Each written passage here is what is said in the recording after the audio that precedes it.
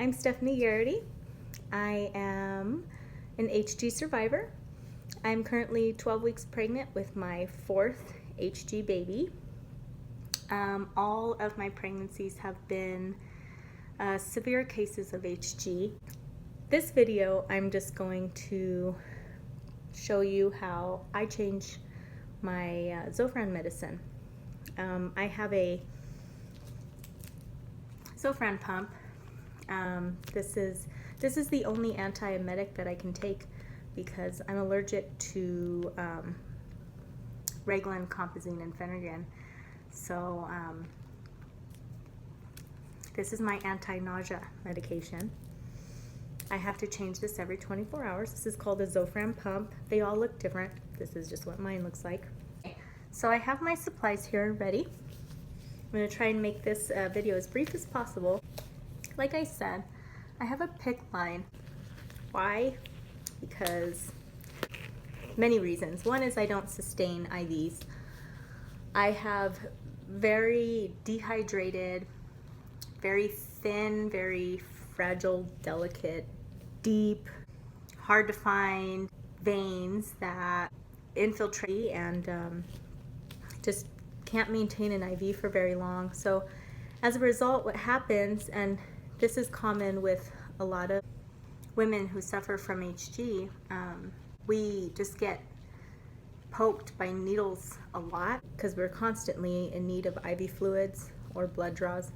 But most of it is due to IV fluids, and our arms get covered in bruises and scabs, and it's hard to go through on top of HG to go through that, and so that is why I have a PICC line. Now, just quickly, before this, I did have a midline for a week. Unfortunately, the midline itself developed a leak in the catheter, so when I had it replaced, a PICC line was put in. And just a brief explanation about PICC lines: they're not exactly safe during pregnancy. So it's one of those things where, do the benefits outweigh the risks? In this case with me, I believe the benefits outweigh the risks. This is my second time with the PICC line. I had a PICC line with my 3rd pregnancy as well. And I'll share more about that another time. Well, let me remove the sock so you can see. Okay. So there's the PICC line. I'm going to explain more about this in another video. If you have any questions, wait until I post another video about that, and I will try my best to answer those questions for you. So I'm going to go ahead and switch my medicine because I ran out. As you can see, this one's full of Zofran. When it comes to a PICC line, you have to do everything that you can to minimize any risk, particularly the risk of infection. I'm going to walk through step by step what I do to prevent that, or try my best to prevent that. So here's my PICC line. This side is my my PICC line tubing. As you can see, it's going into my arm. This side is the Zofran pump, which I'm going to disconnect and throw in the trash. So here it goes. All right. So here's the Zofran pump end. Okay. It just goes in the trash, it's empty. Every time I change my medicine, I have to clean the cap of my PICC line with an alcohol. Now, I was told that when you're done, to let it dry for 20 seconds because it takes 20 seconds for any bacteria that could be on there to die. I have to, I just got saline on me, oops, flush with saline. So here's what I do. This just helps to avoid clotting, which can also happen with these. Pushing the saline through, and it's 0.9% sodium chloride injection, just saline. So I do this every day. Almost done. Now you don't want to push these hard because that can cause a break in the line. Yeah, so don't rush doing this. This is trash now, so I'm gonna discard it. Okay, so I'm gonna attach the Zofran pump now. So the Zofran pump that I use has a clamp right here.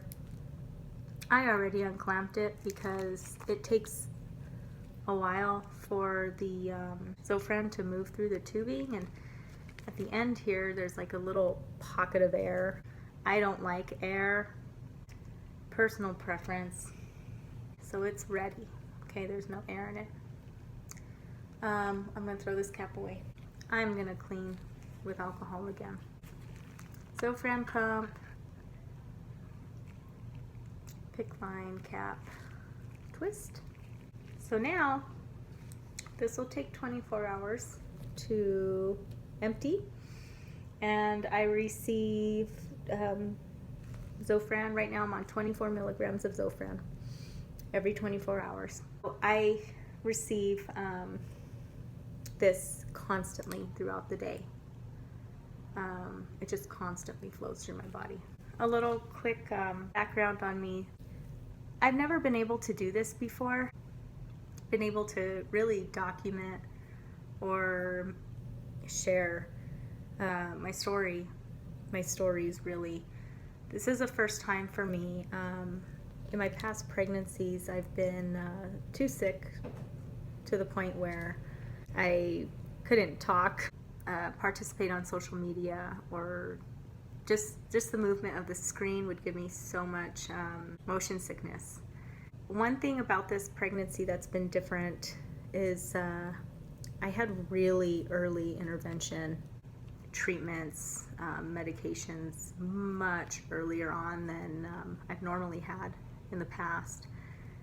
And so I'm very fortunate to be able to share this with you, and I want to take advantage of the opportunity that I have to do that, to spread HG awareness, to talk about hyperemesis gravidarum. I hope that this video and my future videos will help you, especially my dear HG sisters who know what it's like to go through, to suffer this disease. Thank you for watching. I hope that that you watch my other videos that I post in the future too.